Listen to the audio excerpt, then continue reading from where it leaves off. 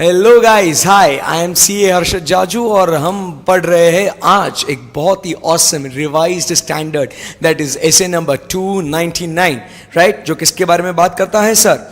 ये बात करता है in respect to joint audit but of what, financial statements. जैसे हम लोग को सबको मालूम है कि जब हम लोग स्टैंडर्ड्स ऑन ऑडिटिंग पढ़ते हैं तो स्टैंडर्ड्स ऑन ऑडिटिंग ये किसके ऊपर लागू होते हैं? On the audit of financial statements. But अब हम लोग यहाँ पे एसे 299 पढ़ रहे हैं सर, वो किसके बारे में बात करता है? एसे नंबर 299 बात करता है in respect of what, joint audit. किसके बारे में बात कर रहा है? Joint audit. SA number 299 it talks about joint audit in respect of financial statements. Sir ये जॉइंट ऑडिट होता क्या है? Let us try to understand. देखिए बच्चों, एसे 299 क्या बोलता है आप समझने की कोशिश करना। जैसे यहां पे एक ऑडिट फर्म है, यहां पे हम लोग लिखते हैं फर्म 1, फिर साथ ही साथ हमारे पास यहां पे हमको दिखता है फर्म 2, करेक्ट है ना? ये दो अलग अलग चार्टर्ड अकाउंटेंट फर्म्स है यहाँ पे, करेक्ट है? दो अलग अलग इंडिपेंडेंट चार्टर्ड अकाउंटेंट्स फर्म है यहाँ पे, करेक्ट है? ये दोनों मिलके जो है ना बच्चों, ये दोनों मिलके क्या कर रहे हैं? एक पर्टिकुलर जो क्लाइंट है इसका दोनों मिलके क्या कर रहे हैं यहाँ पे? दोनों मिलके क्या कर रहे हैं बच्चों, बोलो? दोनों मिलके सर यहाँ पे इनका ऑडिट कर रहे हैं। इसे हम लोग क्या कहते हैं? Joint audit. एक चार्टर्ड अकाउंटेंट फर्म, दूसरी चार्टर्ड अकाउंटेंट फर्म, ये दोनों मिलके एक इंडिविजुअल क्लाइंट का क्या कर रहे हैं? ऑडिट कर रहे हैं। उस ऑडिट को हम लोग क्या नाम देंगे? We will call it as what, the joint audit. Simple, perfect. अब सर ये जॉइंट ऑडिट क्या है ये हमको समझ में आ चुका है, करेक्ट है ना? बट अभी आगे क्या है? स्टैंडर्ड का मतलब क्या है? क्यों आया ये standard? First let us try to understand. अब होता क्या है, जब ये दोनों जो ऑडिट फर्म्स है, करेक्ट है ना, ये इस पर्टिकुलर XYZ कोई भी क्लाइंट होगा उसका ऑडिट कर रहे हैं ये लोग, सही बात है ना एकदम? तो अब बच्चा हुआ क्या, समझने की कोशिश करो। ये जब ऑडिट कर रहे हैं, इस ऑडिट को हम लोग नाम देते हैं as what, joint audit. Problem क्या है? प्रॉब्लम यहां पे होती है क्या कि इस पर्टिकुलर जॉइंट ऑडिट के इस पर्टिकुलर जॉइंट ऑडिट के हम देखते हैं कि कुछ पर्टिकुलर क्या है बच्चों, डिसएडवांटेजेस है। हम लोग क्या देख रहे हैं यहाँ पे कि यहाँ पे जॉइंट ऑडिट के हम लोग क्या देखते हैं? पर्टिकुलर डिसएडवांटेजेस है। वो डिसएडवांटेजेस क्या है? नंबर 1 हम लोग देखते हैं कि सर फीस शेयर हो रही है, बराबर के नहीं? सर यहाँ पे सुपीरियोरिटी कॉम्प्लेक्स आ सकता है। कैसा कॉम्प्लेक्स आ सकता है? सुपीरियोरिटी कॉम्प्लेक्स आ सकता है। फिर उसके बाद कोऑर्डिनेशन में प्रॉब्लम हो सकता है, बराबर के नहीं? फीस शेयर होगी, सुपीरियोरिटी कॉम्प्लेक्स आएगा, कोऑर्डिनेशन में प्रॉब्लम होगी। फिर उसके बाद कॉमन एरियाज जो होंगे उन दोनों में जो बटे हुए हैं, उन कॉमन एरियाज को क्या हो सकता है? ये निग्लेक्ट हो सकता है। भाई ऐसे बहुत सारे अलग अलग क्या होते हैं? प्रॉब्लम्स आ सकते हैं। तो क्या हो रहा है, ये दोनों जो है ना, ये दोनों नहीं बोल रहे, बोलते मैं काम नहीं करेगा, दूसरा बोलता है मैं भी काम नहीं करेगा। इसके लिए भाई ये जॉइंट ऑडिट तो कराना है, उसके फायदे हैं, बट उसके फायदे के साथ साथ हम लोग यहाँ पे क्या देख रहे हैं बच्चा लोग? यहाँ पे हम लोग देख रहे हैं कि उसके बहुत सारे डिसएडवांटेज है, इसके वजह से क्लाइंट सफर कर सकता है। तो इसीलिए ये दोनों क्या कर रहे हैं? नहीं बोल रहे हैं। दोनों क्या बोल रहे हैं? नहीं बोल रहे हैं। मतलब ऐसे नंबर कौन सा आया? ऐसे नंबर 299 आके बोलता है कि भाई टेंशन मत लो, मैं तुम्हें बताऊंगा कि ऑडिट ऑफ फाइनेंशियल स्टेटमेंट्स जब आप कर रहे हो दोनों मिलके, उस समय पे आपने क्या क्या चीजें ध्यान में रखनी चाहिए, ऐसा आके ऐसे नंबर 299 बोलता है, करेक्ट एकदम? तो स्टैंडर्ड क्यों आया समझ में आया कि बहुत सारे कंपनीज है उनको फायदा होता है जॉइंट ऑडिट कराने से, क्योंकि एक्सपर्टीज मिलता है, कंसल्टेशन हो सकता है, काम डिवाइड हो सकता है, राइट? तो उन सारी बातों को ध्यान में रखते हुए कंपनीज जॉइंट ऑडिट करवाती है। बट वो जॉइंट ऑडिट करवाने के कुछ डिसएडवांटेजेस भी है, कुछ प्रॉब्लम्स भी हो सकते हैं, कोऑर्डिनेशन में दिक्कतें आ सकती है, रिस्पॉन्सिबिलिटीज में दिक्कतें आ सकती है।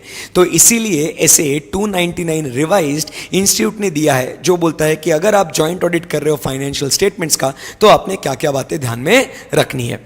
आइए हम लोग अभी स्टैंडर्ड पढ़ते हैं आफ्टर अंडरस्टैंडिंग कि what exactly or why the standard came into picture.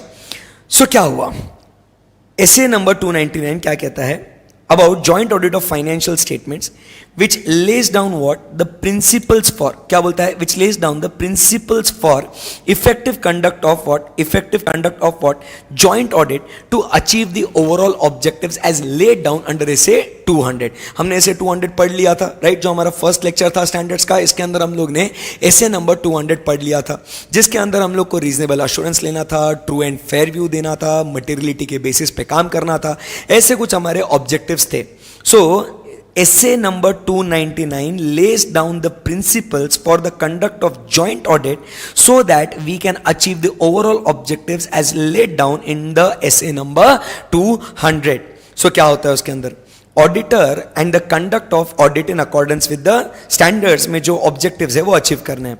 So क्या कहता है, This standard deals with these special considerations in carrying out the audit by the joint auditors। Specially आपको क्या क्या बातें ध्यान में रखनी है उसके बारे में यहाँ पे बात हो रही है, करेक्ट है। सो यहाँ पे स्टैंडर्ड कुछ ज़्यादा बड़ा नहीं है, एकदम से सिंपल है, आसान स्टैंडर्ड है। आइए हम लोग देखते हैं कि क्या है। तो उस आसान से स्टैंडर्ड का मेरा बच्चा अपन ने बहुत ही सिंपल और ऑसम अपन ने चार्ट बनाया है। ये आप चार्ट देखोगे तो ये अपना पूरा 1.5 पेज उसके अंदर समराइज हो जाएगा। सो फुल कॉन्सेंट्रेट करिएगा, समझिएगा क्या बात हो रही है। जैसे हम लोग बात कर रहे हैं यहाँ पे एक मैसेज ABC है, देखिएगा, फिर उसके बाद आराम से आपको एंड में ये लिखने का समय दूंगा मैं आपको, पहले आपने अच्छे से इसको समझना है। ओके, सो बेटा क्या हो रहा है यहाँ पे मैसेज ABC है, एक पर्टिकुलर CA फर्म है। यहाँ पे क्या है, मैसेज ABC, ये एक पर्टिकुलर CA फर्म है, करेक्ट है ना। उसके बाद ये दूसरी CA फर्म है मैसेज XYZ, और ये दोनों ABC और XYZ ये दोनों मिलके क्या कर रहे हैं, ये दोनों मिलके एक जो अपना पर्टिकुलर क्लाइंट है, लेट अस से क्लाइंट का नाम अपन देते हैं PQR लिमिटेड, बराबर। तो उस PQR लिमिटेड का वो लोग क्या कर रहे हैं बच्चा, जॉइंट ऑडिट कर रहे हैं। सो इसमें क्या होगा, यहां पे स्टैंडर्ड कुछ स्पेशल कंसीडरेशंस दे रहा है। अब मैं उसके बारे में बात करूंगा। आपको बैकग्राउंड क्या है वो समझ में आया? यस, आप समझने की कोशिश करो। एक फर्म, दो फर्म, या दो से ज्यादा फर्म्स भी हो सकते हैं, हमें कोई प्रॉब्लम नहीं है। बट जो दो या दो से ज्यादा फर्म्स जब एक पर्टिकुलर क्लाइंट का ऑडिट करते हैं, उस ऑडिट को कहते हैं जॉइंट ऑडिट। ऐसे नंबर 299 आता है और कहता है कि आपने कौन सी खास बातें ध्यान में रखनी है अगर आप जॉइंट ऑडिट कर रहे हो तो। पॉइंट नंबर 1 क्या कहता है भाई, वो कहता है कि दोनों जो चार्टर्ड अकाउंटेंट फर्म्स है ना, उसके अंदर दो लोग होंगे। एक होगा कौन सा, एंगेजमेंट पार्टनर, और दूसरा होगा उसकी काम करने वाली टीम, मतलब कौन सी, एंगेजमेंट टीम।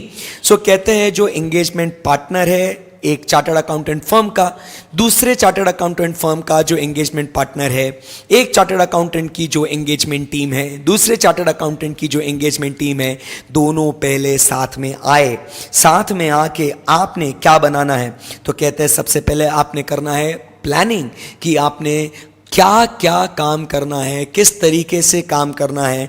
आप बनाइए स्ट्रैटेजी, जिसके बेसिस पे आप डिसाइड कर सकते हो क्या, नेचर, टाइमिंग एंड एक्सटेंट। कहानी बहुत आसान है मेरे बच्चों। क्या हुआ कि एक चार्टर्ड अकाउंटेंट फर्म, दूसरे चार्टर्ड अकाउंटेंट फर्म, पहले दोनों मिलो, दोनों मिलके क्या करो, डिस्कशन करो। किसके बारे में सर, कि भैया ऑडिट का क्या प्लान है, ऑडिट की क्या स्ट्रैटेजीज है, उसके अंदर हम लोग डिसाइड करेंगे अपने ऑडिट का नेचर, टाइमिंग एंड एक्सटेंट। एकदम आसान है।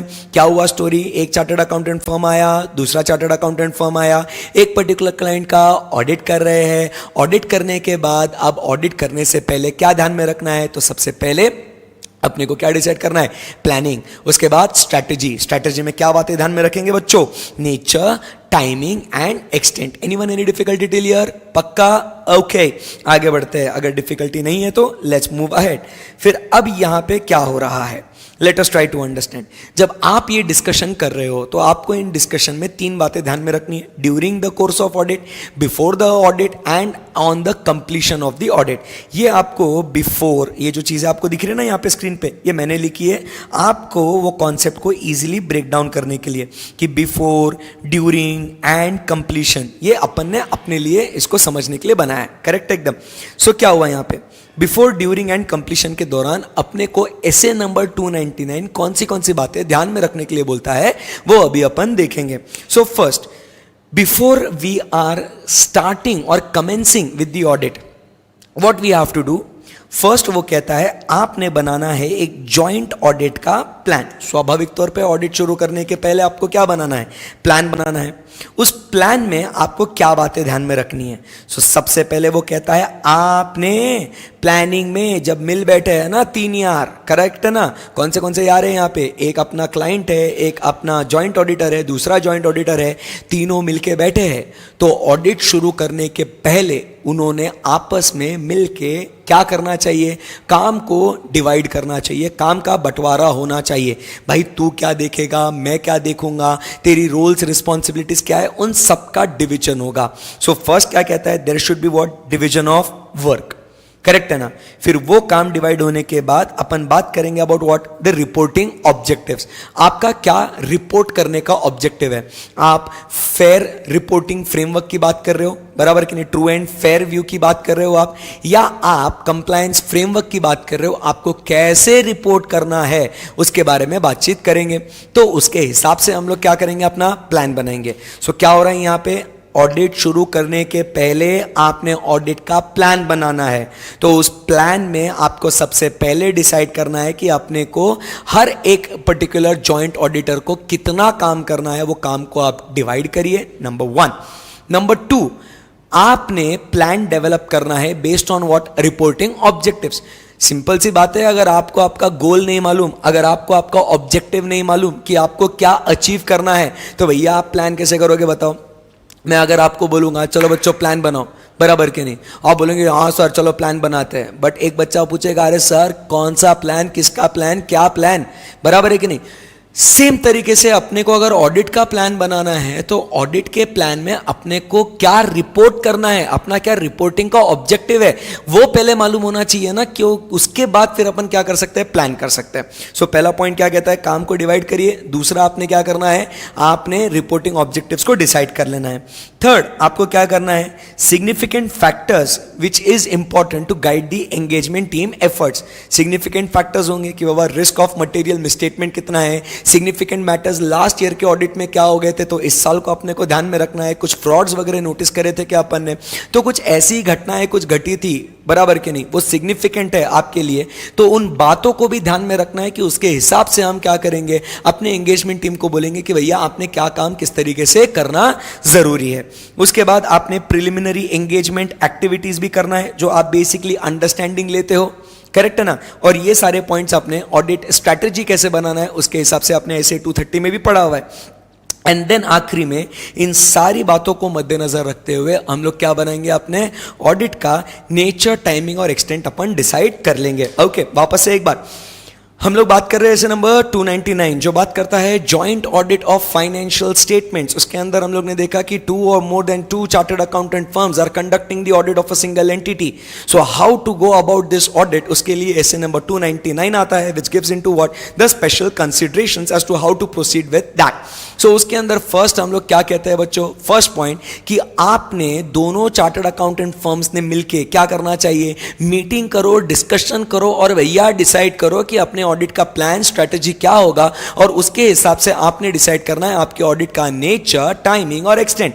तो इसमें आपको 3 बातें ध्यान में रखनी, एक तो ऑडिट शुरू होने के पहले, ऑडिट करते दौरान और कंप्लीशन के समय पे। सो उसमें हम लोग क्या देखते हैं, ऑडिट शुरू होने के पहले से आपने क्या बनाना चाहिए, ऑडिट प्लान बनाना चाहिए। उस प्लान में आपने कौन सी बातें ध्यान में रखनी है कि पहले हम लोग को काम को डिवाइड करना है। नंबर 2, हम लोग को अपनी रिपोर्टिंग ऑब्जेक्टिव्स क्या है वो आपने ध्यान में रखना है, क्योंकि उसके हिसाब से ही आपका प्लान बनेगा। तीसरा, कोई सिग्निफिकेंट फैक्टर्स है जो आपके लिए इंपॉर्टेंट है, जो आप एंगेजमेंट टीम को गाइड करने के लिए इंपॉर्टेंट रहेगा। Number 4, preliminary engagement activities, audit accept करने के पहले आपने कुछ बेसिक अंडरस्टैंडिंग लिया था क्लाइंट के बारे में, उसके बारे में आप जानकारी रखिए।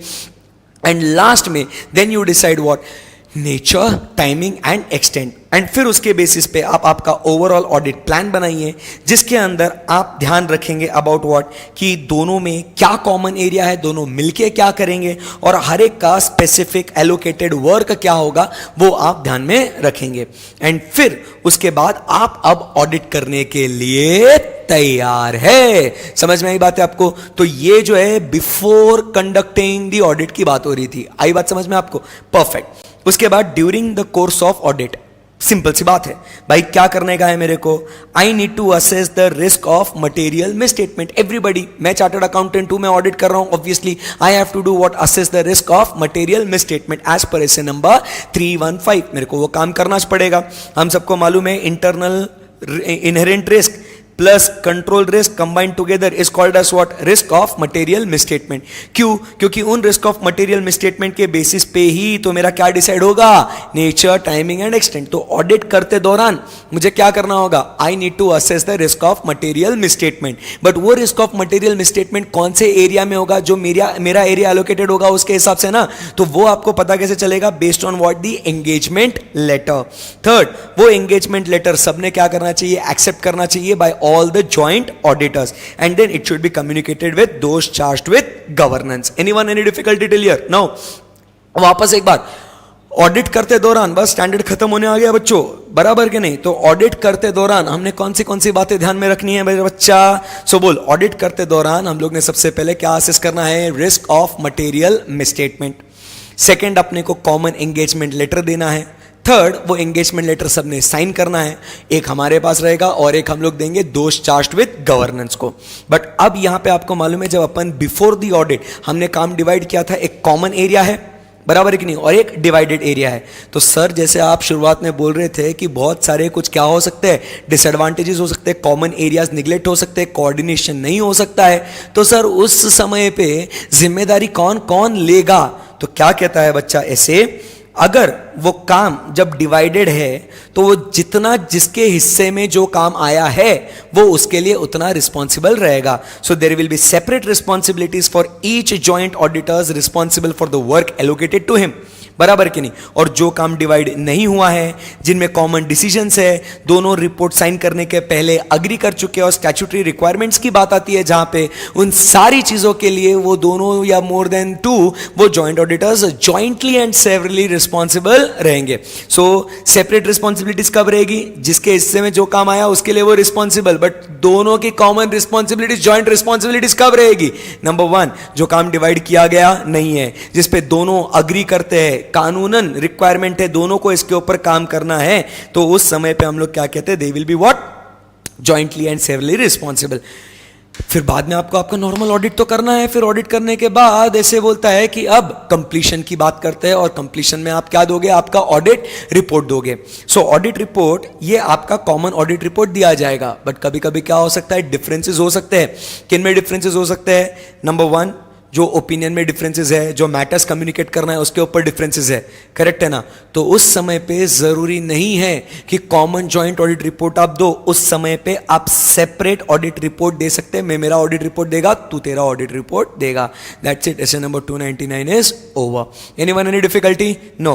फटाफट एक बार हम लोग क्या करते हैं, इसको हम लोग रीड करते हैं, देखते हैं हम लोग ने क्या पढ़ा है। What are the special considerations? Number one क्या कहता है, जैसे हमने कहा, the engagement partner and the engagement team members, correct है ना। क्या करना चाहिए, इन्होंने प्लानिंग करना चाहिए। They should establish what, overall audit strategy। तो हमने स्टार्टिंग में फर्स्ट पॉइंट पढ़ लिया था कि दोनों आएंगे और सबसे पहले क्या बनाएंगे, जॉइंट ऑडिट का प्लानिंग और स्ट्रेटजी बनाएंगे। Very good.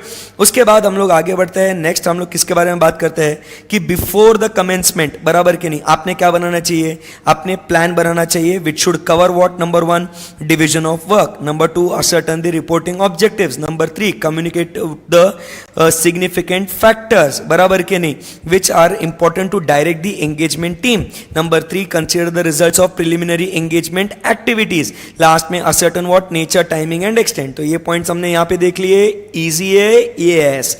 Next, अब क्या कहते हैं, हर एक ने अब during the course of audit क्या करना चाहिए, असेस करना चाहिए रिस्क ऑफ मटेरियल मिसस्टेटमेंट। फिर उन्होंने क्या करना चाहिए, डिसाइड करना चाहिए nature, timing and extent in respect of to the common area and specific allocated work, यही पढ़ा अपन ने। Then they should obtain what, common engagement letter and it should be signed by all the joint auditors.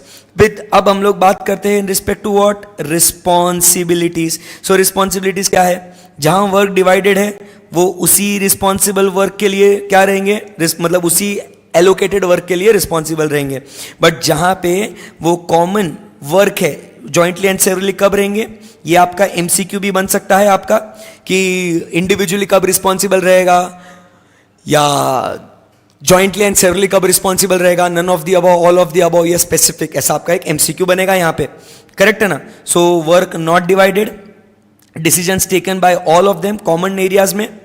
उसके बाद जो audit report sign करने के पहले जो ऐसे मैटर्स है जिस पे सब लोग अग्री करते हैं, करेक्ट है. Financial statements in respect to relevant statutory requirements, presentation disclosure requirements and ICAI ने जो स्टैंडर्ड्स दिए उसके कंप्लायंस से रिलेटेड, करेक्ट है. एंड लास्ट में क्या कहता है कि ये पूरा होने के बाद आपने कॉमन ऑडिट रिपोर्ट देना है, बट अगर आपका डिसएग्रीमेंट है तो आप सेपरेट ऑडिट रिपोर्ट दे सकते हो.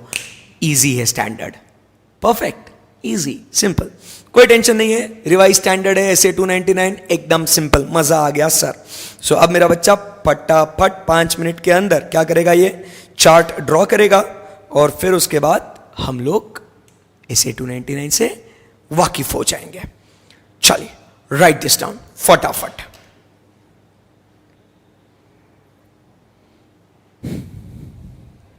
चलो हरी आप, फिर एक बार लास्ट में रिवाइज करेंगे.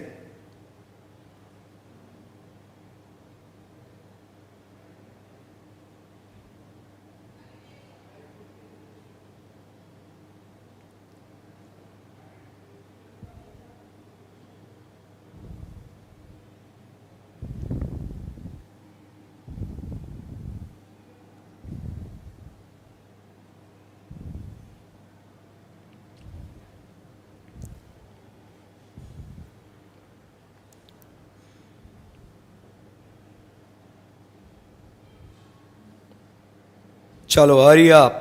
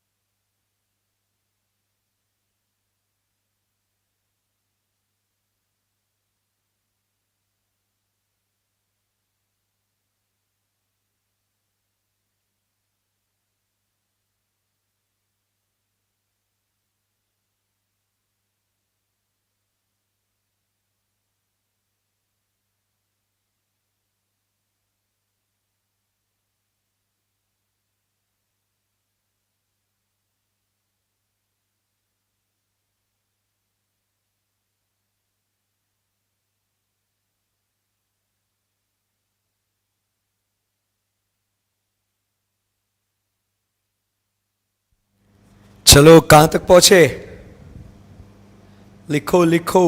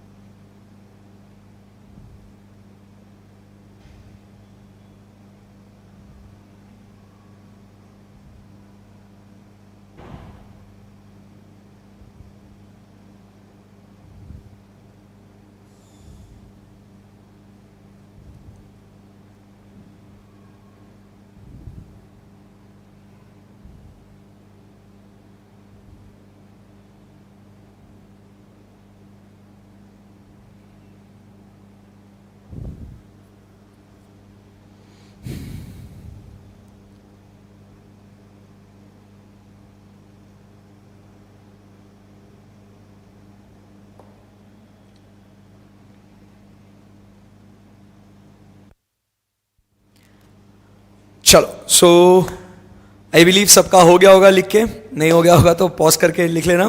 Correct. So here we complete with what, essay number 299, joint audit of financial statements. I hope आपको ये पसंद आया होगा, right? So give a thumbs up, right? Thank you very much guys, bye bye, take care. So आगे के सारे lectures देख लेना स्टैंडर्ड्स के, right? Wish you guys all the very best, bye bye.